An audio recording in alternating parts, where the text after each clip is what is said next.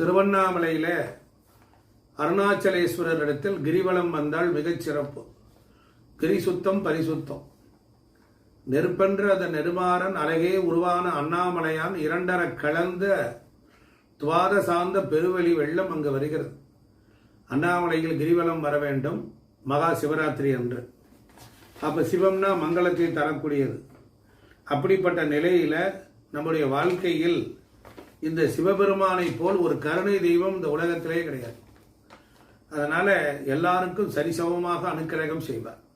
மகா சிவராத்திரி என்று விரதம் இருக்கணும், குலதெய்வ வழிபாடு செய்யணும், கோயில்களுக்கு அன்னதானம் தரணும், கோயிலுக்கு அபிஷேகக்கூடிய பொருள்களை எல்லாம் நாம் வாங்கி கொடுக்கணும்.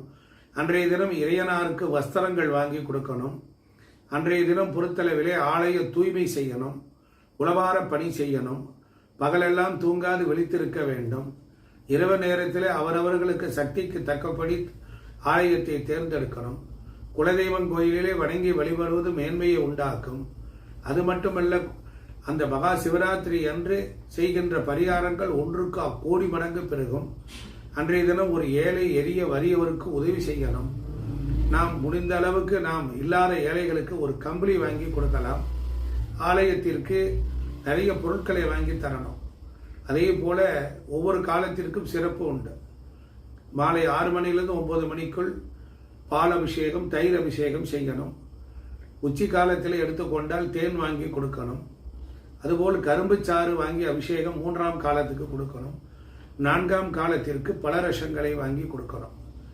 ஆப்பிளிலே மாலை கட்டி போடலாம், ஆரஞ்சு பழத்திலே மாலை கட்டி போடலாம்.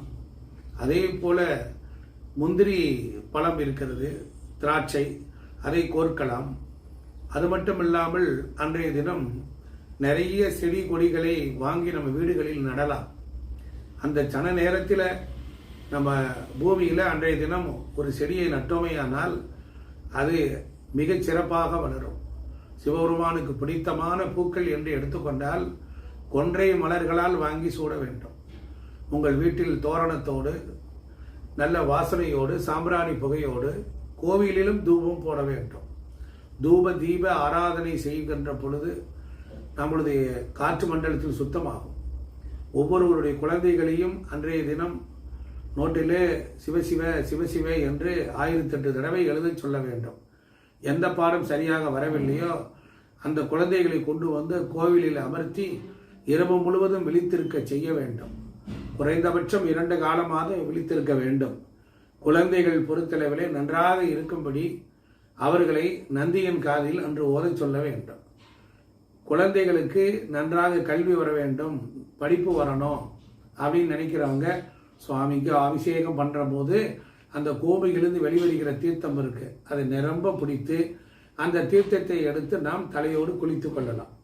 4 காலமும் இதே போல் செய்யலாம்.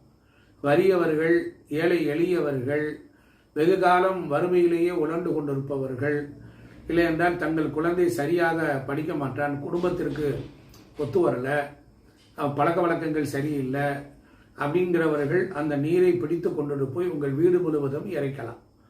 அப்ப இறைவனுடைய அருளானது அந்த வீட்டினுடைய துஷ்ட சக்திகளையும் துஷ்ட குணங்களையும் மாற்றி அமைத்து உங்கள் வாழ்வை மலரச் செய்யும். அந்த நேரத்தில் நீங்கள் கனகாபிஷேகம் செய்த பணத்தை கொண்டு போய் வீட்டில் வைத்துக் கொள்ளலாம். அப்பொழுது சிவபெருமானுக்கு அந்த அபிஷேக ஆராதனைகள் சிறப்பாக இருக்கும். அதே போல நாம் எல்லாரும் சேர்ந்து அந்த சுவாமிக்கு அபிஷேகம் பண்ற நீரை பிடித்து வைத்து கொண்டு அந்த நேரத்தில் நம்ம என்ன செய்யலாம், வீட்டுக்கு கொண்டு போய் வைத்து நித்தமும் பருகி கொள்ளலாம். அதுபோல சுவாமிக்கு யாக வேள்விகள் செய்யலாம். புனிதமான கங்கையிலிருந்து நீர் கொண்டு வந்து தீர்த்தத்தை கொண்டு வந்து சுவாமிக்கு சுத்த ஜல அபிஷேகம் செய்யலாம்.